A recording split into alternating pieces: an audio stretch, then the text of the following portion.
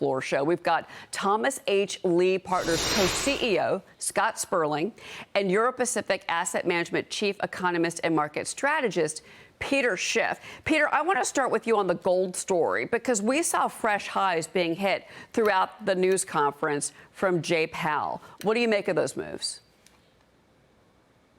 Well, I expect that to continue. You know, the Federal Reserve created an enormous inflation problem.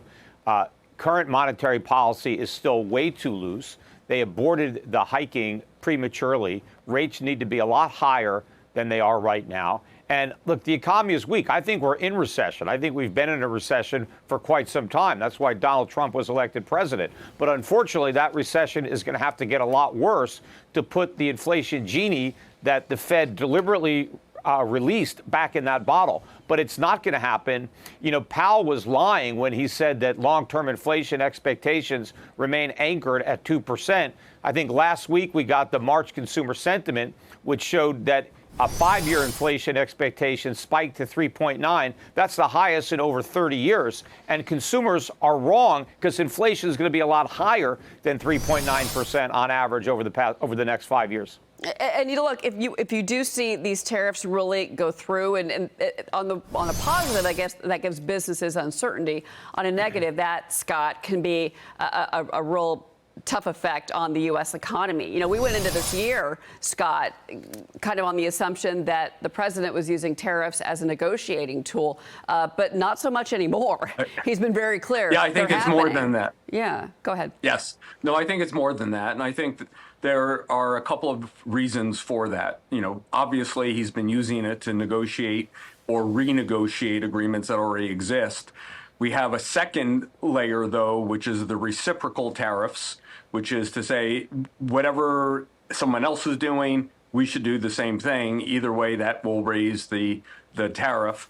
And then the third is a long-term push to bring not just manufacturing, but manufacturing of a broad range of things that we had thought we let go to other parts of the globe back to the United States, not for as much for economic reasons as for national security reasons. So aluminum, steel, shipbuilding, you know, there's no great economic reason to bring them back, but they're, I think, in the view of the administration, strong national security reasons.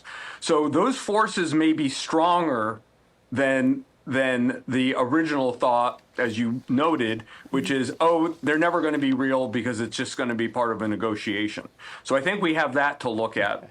The economy, and I would agree with Peter, that I think the Fed is understating in the comments, though not their actions, the threat of longer, stronger inflation. And the risk to the overall economy is about as high as we've seen in the last 18 months. So I think all of those things play together to create uncertainty.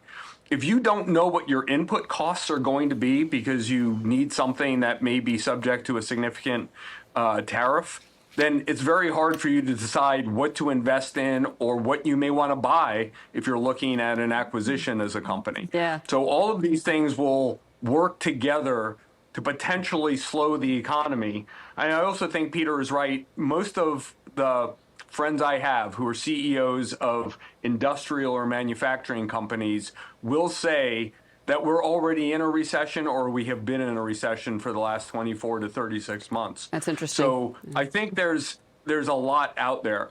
The flip side, obviously, is enormous productivity gain potential through the use of generative AI. It's the reason that you see the Mag 7, or at least 6 of the Mag 7, move up the way that they have. And I think we also can't read exactly how powerful that counter and very productive trend could be over the course of the next 12 months.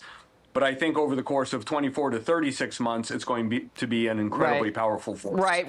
I've got about 10 seconds, Peter Schiff. Giving you last word. Well, look, I think productivity can offset some of the damage that the Fed has created by expanding the money supply to the degree that it did, both with the first 3 rounds of quantitative easing and then during COVID. We still haven't felt all the consequences on consumer prices from the inflation the Fed created in the past, but they're continuing to create more inflation. Credit has expanded the entire time that they were supposedly hiking rates, so it was too little too late. We've had a brief reprieve, but the numbers are headed much higher. We're going to take out 9%. That peak that we had in 2021, 2022, that's not the high for this inflationary environment that we're in. We're going much higher. This is a lot worse than the 1970s, and the economy is in much worse shape now than it was then. Peter, give me a number then. Well, I hope not. What do you? I know. I hope not too. But Peter, give me a number. It's going to be in the double digits, and I'm not even sure what the first digit's going to be. Okay. By the time it peaks. Yeah, well, that's, well, hopefully Powell is ready to act if that happens. Peter Schiff, Scott Sperling, guys, thank you so much. It's great to see